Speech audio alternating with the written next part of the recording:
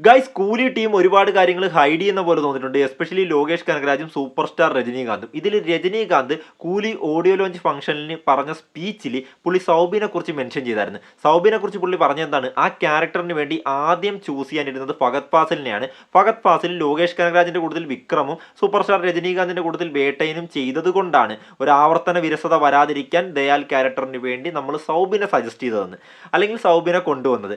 ഇത് നിങ്ങൾ എത്ര പേര് വിശ്വസിച്ചിട്ടുണ്ടെന്ന് എനിക്കറിയാം പാടില്ല. പക്ഷെ ഞാൻ തീർത്തും ഇതിനെ തള്ളിക്കളയുന്നു. വിശ്വസിക്കാൻ ഒരു രീതിയിലും ഉദ്ദേശിച്ചിട്ടില്ല. കാര്യം ഇങ്ങനെ പറയാൻ നേരത്തെ ഇവർ ഇൻഡയറക്റ്റ് ആയിട്ട് നമ്മളോട് പറയുന്ന ഒരു കാര്യമുണ്ട്. ഫഹദ് ഫാസിൽ വിക്രം സിനിമയിൽ ഓൾറെഡി അഭിനയിച്ചതാണ്, LCUവിൻ്റെ പാർട്ടാണ്. LCUവിൻ്റെ പാർട്ടായിട്ടുള്ള ഒരാളെ വീണ്ടും LCUവിൻ്റെ ഒരു സിനിമയിൽ വേറൊരു ക്യാരക്ടർ ചെയ്യാൻ കൊണ്ടുവരേണ്ട കാര്യമില്ല. അതുകൊണ്ട് കൂലി LCU അല്ലെന്ന് നമ്മൾ അങ്ങ് വിശ്വസിച്ചേക്കണം. പിന്നെ ഇവന്മാർ നമുക്ക് കിട്ടുന്ന രണ്ടാമത്തെ കാര്യം എന്ന് പറയുന്നത്, ഈ സ്പീച്ചിനകത്ത് തന്നെ രജനീകാന്ത് പറയുന്നുണ്ട്, അമീർ ഖാന്റെ ക്യാരക്ടറിനെ കുറിച്ച് പറഞ്ഞപ്പോഴത്തേക്കും ലോകേഷ് കമലഹാസൻ ഇതിനകത്തേക്ക് കൊണ്ടുവരാൻ പോകുന്നു എന്നാണ് പുള്ളി മനസ്സിൽ ആ സമയത്ത് വിചാരിച്ചത്. ഇപ്പം ഇങ്ങനെയൊക്കെ പറയുമ്പോൾ നമ്മൾ എന്ത് വിചാരിക്കണം, ഓ കമലഹാസനും കൂലിയുടെ പാർട്ടാകാൻ പോകുന്നു, ഫഹദ് ഫാസിലിനെ കൊണ്ടുവരാൻ ഇരുന്നതാണ്, അപ്പോൾ ഇത് LCU അല്ല, ഇത് വേറൊരു പടമാണ്, ഇതൊരു സ്റ്റാൻഡ് ലോൺ ഫിലിമാണെന്ന് നമ്മൾ അങ്ങ് വിശ്വസിക്കണം. ഇത്രയും ക്യാരക്ടേഴ്സിനെ കൈ കിട്ടിയിട്ട്, ഇത്രയും സ്റ്റാർസിനെ കൈ കിട്ടിയിട്ട് ഇത് LCUവിൻ്റെ പാർട്ടാക്കി ലോഗി മാറ്റിയില്ലെങ്കിൽ ലോഗിനേക്കാൾ മണ്ടൻ ഡയറക്ടർ വേറെ ആരുമില്ല. ഞാൻ ഇങ്ങനെയൊക്കെ പറഞ്ഞിടത്ത് കുറേ പേര് വന്ന് പറയും, നമുക്ക് സ്റ്റാൻഡ് ലോൺ ഫിലിം മതി, LCUവിലേക്ക് എന്തിനാണ് എല്ലാ സിനിമകളും തള്ളിക്കയറ്റുന്നത്, ലിയോ കുത്തിക്കയറ്റാൻ നോക്കി കുളമാക്കിയതാണ്, ഇങ്ങനെയൊക്കെ പറയും. അങ്ങനെ ഒരു ആളുകൾ അല്ലെങ്കിൽ ഒരു വാദം പുറത്തുണ്ട്. പിന്നെ ഈ ഒരു സിനിമ ഇങ്ങനെ വന്നുകൊണ്ടിരിക്കുന്ന നേരത്ത് ഒരുപാട് പേര് വിജയനെ ഇതിൻ്റെ ഇടയിൽ കയറ്റി വിമർശിക്കുന്നുണ്ട്. വിജയ് രജനി സ്റ്റാർഡം കമ്പയർ ചെയ്ത്, അല്ലെങ്കിൽ രജനീകാന്തിനെ ഒരുപടി മേലെ ഇപ്പം കൊണ്ട് നിർത്തിക്കൊണ്ട് എല്ലാവരും, സ്റ്റാർഡത്തിൻ്റെ കാര്യമാണ് ഞാൻ പറയുന്നത്, രജനീകാന്ത് എപ്പോഴും വിജയനേക്കാൾ മേലെയാണ്, എപ്പോഴും, അന്നും ഇന്നും ഇനി എന്നും, അക്കാര്യത്തിൽ ഒരു സംശയമില്ല. പക്ഷെ നിലവിൽ ഇപ്പോഴത്തെ സ്റ്റാർഡത്തിൻ്റെ കാര്യത്തിൽ വിജയ് ഏത് ലെവലിലാണ് നിൽക്കുന്നതെന്ന് നമുക്കറിയാം. അപ്പോൾ അതുകൊണ്ട് വിജയനെ താഴ്ത്തി കിട്ടാനായിട്ട് ഈ അവസരം ഹേറ്റേഴ്സ് നന്നായിട്ട് യൂസ് ചെയ്യുന്നതായിട്ടും തോന്നിയിട്ടുണ്ട്. അപ്പോൾ ഈ രണ്ട് കാര്യങ്ങളെക്കുറിച്ച് നമ്മൾ ചെറുതായിട്ടൊന്ന് ഡിസ്കസ് ചെയ്യാൻ പോവുകയാണ്. അതിൽ കുറച്ച് പോയിന്റ്സ് എക്സ്ട്രാ നമ്മൾ പറയുന്നുണ്ട്. അത് നാളെ സിനിമ കാണാൻ പോകുമ്പോഴത്തേക്കും നിങ്ങൾക്ക് പ്രയോജനം ചെയ്യും. So hello guys, welcome to touch my life. നമുക്കറിയാം കൂലി എന്ന് പറയുന്ന തമിഴ് സിനിമ ഇൻഡസ്ട്രിയുടെ, കോളിവുഡ് ഫിലിം ഇൻഡസ്ട്രിയുടെ ഒരു പ്രസ്റ്റീജിയസ് പ്രൊഡക്റ്റ് ആണ്. കാര്യം ഇന്ത്യയിൽ ഒരുപാട് ഫിലിം ഇൻഡസ്ട്രികൾ ഉണ്ടെങ്കിലും, ബോളിവുഡ്, ടോളിവുഡ്, സാൻഡൽവുഡ്, കോളിവുഡ്, നമ്മുടെ മോളിവുഡ്, ഇങ്ങനെ ഒരുപാട് വുഡുകൾ ഉണ്ടെങ്കിലും അതിൽ കോളിവുഡ് ഫിലിം ഇൻഡസ്ട്രി പണ്ടേ ഒരു പീക്ക് ഡോമിനേഷൻ ബോക്സ് ഓഫീസിൻ്റെ കാര്യത്തിൽ ചെയ്തുകൊണ്ടിരുന്ന ഒരു ഇൻഡസ്ട്രിയാണ്. എന്തിനും പോലുള്ള സിനിമകൾ കൊണ്ട് ഇന്ത്യയിൽ തന്നെ ബോക്സ് ഓഫീസിൽ താണ്ഡവമാടിയ ഒരു ചരിത്രം കോളിവുഡിനുണ്ട്. കോളിവുഡ് ഫിലിം ഇൻഡസ്ട്രി ആയിരുന്നു ഇന്ത്യയിൽ നിന്ന് ഒരുപക്ഷെ 1000 കോടി എന്ന് പറയുന്ന സംഭവം ബോളിവുഡിന് ശേഷം ടച്ച് ചെയ്യേണ്ടത്. പക്ഷേ ബാഹുബലിയിലൂടെയും KGFിലൂടെയൊക്കെ കോളിവുഡിനും താഴത്ത് കിടന്ന ഇൻഡസ്ട്രീസ് 1000 കോടി എന്ന് പറയുന്ന ഫിഗർ ടച്ച് ചെയ്ത് ബോക്സ് ഓഫീസിൽ വളരെയധികം മുന്നോട്ട് പോയി. ഇനി കോളിവുഡിൻ്റെ ഊഴമാണ്. 1000 കോടി എന്ന് പറയുന്ന ഫിഗർ കൂലി എന്ന് പറയുന്ന സിനിമയിലൂടെ എത്തിപ്പിടിക്കാൻ പറ്റുമോ എന്നുള്ളതാണ് നമുക്ക് കണ്ടറിയേണ്ടത്. അതുകൊണ്ടാണ് ബോക്സ് ഓഫീസ് നമ്പറുകൾ പറയുമ്പോൾ രജനി വിജയ് എന്ന് പറയുന്ന കമ്പാരിസൺ ഇവിടെ വളരെ ശക്തമായിട്ട് വരുന്നത്. അങ്ങനെ കമ്പാരിസൺ നടത്തിക്കൊണ്ടിരിക്കുന്ന വിജയ് ഹേറ്റേഴ്സ് ആയിട്ടുള്ള രജനി ഫാൻസ് അല്ല, അതെനിക്കറിയാം, ഇവരെല്ലാവരും വേറെ പല ആളുകളുടെയും ഫാൻസാണ്. അവർക്ക് ആർക്കും സ്റ്റാർഡത്തിൽ ഇപ്പം നിലവിൽ വിജയോടൊപ്പം എത്താൻ പറ്റാത്തത് കൊണ്ട് അവർ രജനീകാന്തിനെ മുന്നിൽ നിർത്തി വിജയനെ ട്രോളാൻ ശ്രമിക്കുന്നു. അതാണ് ഇവിടെ നടന്നുകൊണ്ടിരിക്കുന്നത്. അവരോട് ഒന്നേ പറയാനുള്ളൂ, ഇതിന് മുമ്പേ റിലീസായ ഒരു 5 സിനിമകൾ വിജയുടെയും 5 സിനിമകൾ രജനിയുടെയും എടുത്ത് നോക്കുകയാണെങ്കിൽ FD കളക്ഷൻ ആണെങ്കിലും, തമിഴ്നാട് കളക്ഷൻ ആണെങ്കിലും, ഓവർസീസ് കളക്ഷൻ ആണെങ്കിലും, വേൾഡ് വൈഡ് ഫൈനൽ കളക്ഷൻ ആണെങ്കിലും, ഈ 5 സിനിമകൾ കമ്പയർ ചെയ്യണമെങ്കിൽ രജനീകാന്ത് വിജയ്ക്കും ഒരുപാട് താഴെയാണെന്ന് നിങ്ങൾക്ക് മനസ്സിലാക്കാൻ പറ്റും. ഇത് രജനീകാന്തിനെ താഴ്ത്തി കെട്ടാൻ വേണ്ടി നമ്മൾ പറയുന്നതല്ല. ഇപ്പം നിലവിൽ സൂപ്പർ സ്റ്റാർഡം അല്ലെങ്കിൽ കരിയറിൻ്റെ പീക്കിൽ നിൽക്കുന്ന ഒരു ടൈമിലാണ് വിജയ് പോയിക്കൊണ്ടിരിക്കുന്നത്. ആ സമയത്ത് അങ്ങനെ സിനിമ സ്റ്റോപ്പ് ചെയ്യുന്നു എന്ന് പറയുന്നു, അത് വളരെ വലിയ മറ്റൊരു മണ്ടത്തരം.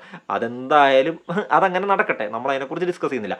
പക്ഷേ സൂപ്പർ സ്റ്റാർഡത്തിനെ കുറിച്ച് പറയുമ്പോൾ ഇപ്പോൾ വിജയ് രജനിക്കും ഒരുപാട് മേലെയാണ്. അതിന് ഏറ്റവും വലിയ തെളിവാണ് ലാസ്റ്റ് റിലീസായ ഗോട്ട് എന്ന് പറയുന്ന സിനിമ.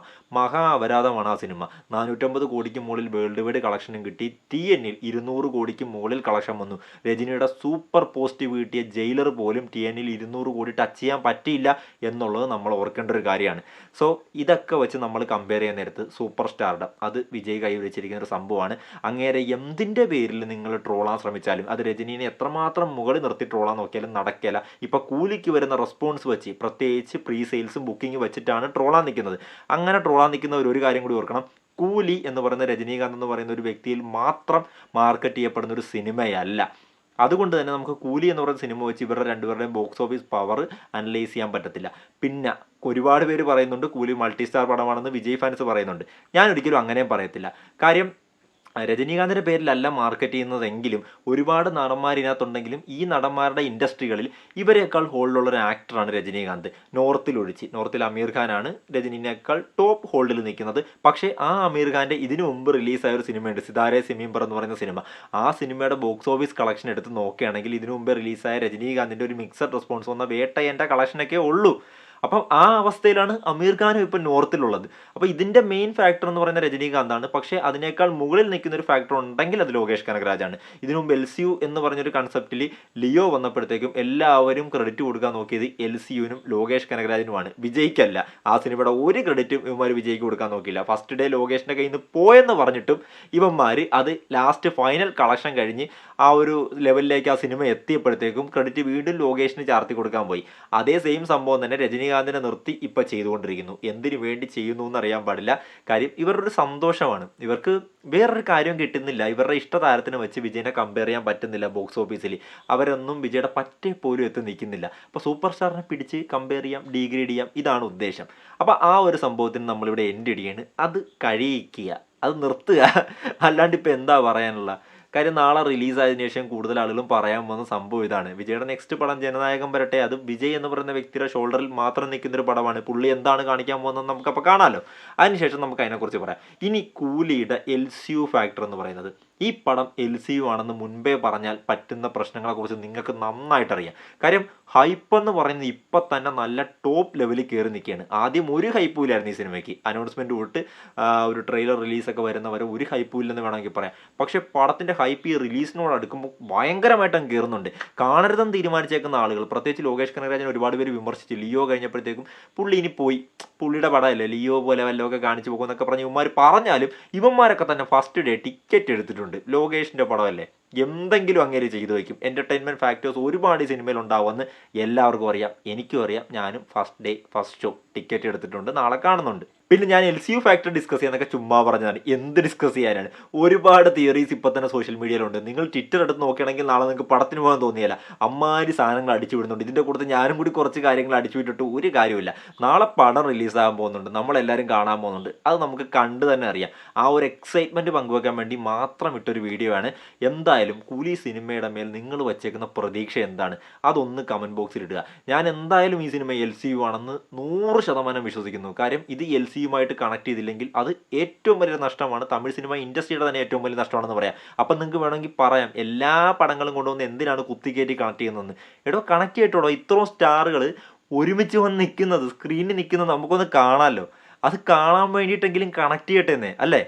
അപ്പോൾ അതിന് വേണ്ടി വെയിറ്റ് ചെയ്യുന്നു. നിങ്ങൾ എന്തിനു വേണ്ടി വെയിറ്റ് ചെയ്യുന്നു? അത് കമൻറ്റ് ബോക്സിൽ ഇടുക. വീഡിയോ ഇഷ്ടപ്പെട്ടെങ്കിൽ ലൈക്ക് ചെയ്തിട്ട് കമൻറ്റ് ചെയ്യുക, ഇല്ലെങ്കിൽ ഡിസ്ലൈക്ക് ചെയ്തിട്ട് കമൻറ്റ് ചെയ്യുക. രണ്ടാണെങ്കിലും ചാനലൊന്ന് സബ്സ്ക്രൈബ് ചെയ്യാൻ മറക്കരുത്. നാളെ എൻ്റെ പൊന്നെ ഫസ്റ്റ് ഡേ ഫസ്റ്റ് ഷോ, അത് കുറേ നാൾ കൂട്ടി രജനി പടം. ജയിലറിന് ശേഷം വേട്ടയെ ഞാൻ ഫസ്റ്റ് ഡേ ഫസ്റ്റ് ഷോ പോയില്ലായിരുന്നു. കാര്യം അതിൻ്റെ ട്രെയിലറും ബാക്കി കാര്യങ്ങളും കണ്ട് എനിക്ക് പോകാൻ തോന്നിയില്ലായിരുന്നു. ഇതെന്തായാലും നമ്മൾ തകർക്കും. തലൈവർ തിരുവനന്തപുരം.